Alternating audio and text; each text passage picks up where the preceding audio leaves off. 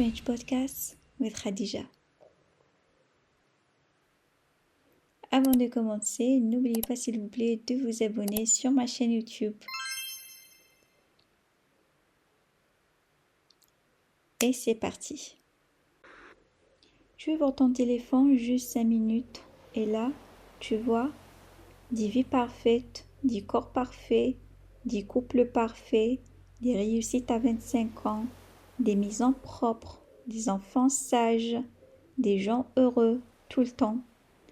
Et sans te rendre compte, une petite voix commence à chuchoter dans ta tête. Pourquoi pas moi? Qu'est-ce que je fais de travers? Je suis en retard. Aujourd'hui, on va parler d'un sujet qui nous concerne tous, sans exception. Les réseaux sociaux et la comparaison. Pas avec des gros mots compliqués, pas avec des leçons de morale, mais avec du vrai, du vécu, du quotidien. Comparer, ce n'est pas nouveau. Avant Instagram, avant TikTok, avant Snapchat, on se comparait déjà à notre voisin, à notre cousine, à la fille de la classe, au collègue qui a réussi. Comparer, c'est humain. Le problème, ce n'est pas la comparaison. Le problème, c'est la fréquence et la direction. Sur les réseaux, on se compare tout le temps et surtout vers le haut. On ne se compare jamais à quelqu'un qui galère plus.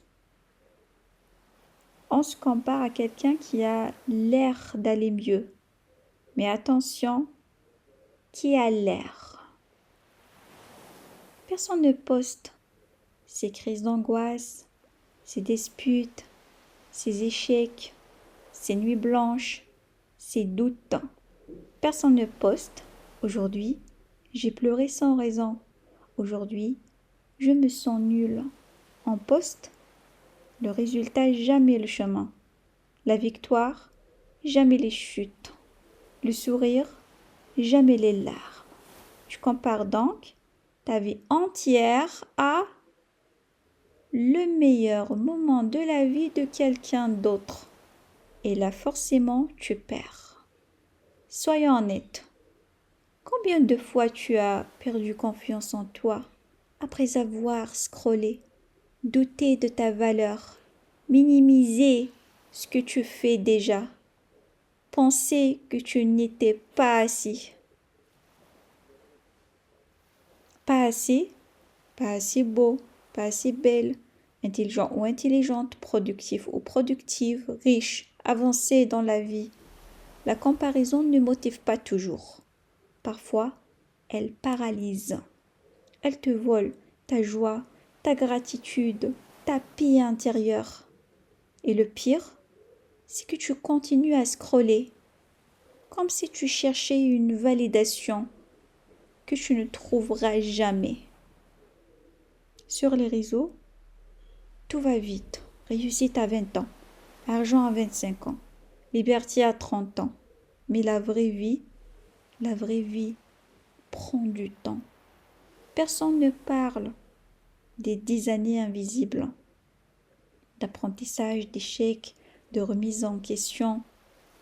On te montre la ligne d'arrivée, pas les kilomètres de fatigue avant.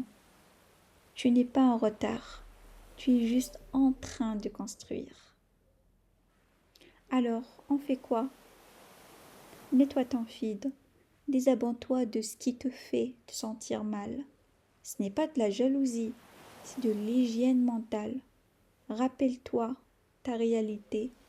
Ce que tu vois, c'est une vitrine, pas l'arrière-boutique. Compare-toi à toi. Regarde où tu étais il y a un an. Ce que tu as appris. Ce que tu as survécu. Ça, c'est une vraie comparaison. Utilise les réseaux, ne les subis pas. Les réseaux doivent être un outil, pas un miroir déformant. Tu n'as pas besoin de devenir quelqu'un d'autre.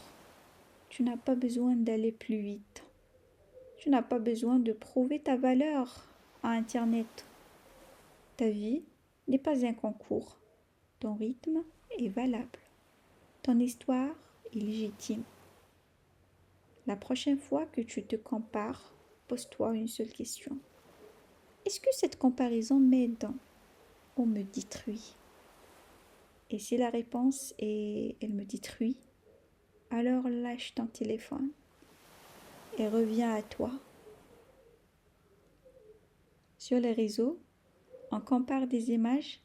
Dans la vraie vie, on vit des histoires et aucune histoire ne se ressemble. Ça a été notre podcast pour aujourd'hui. On se retrouve dans un nouvel épisode. À la prochaine, Inch'Allah. Au revoir. Salam.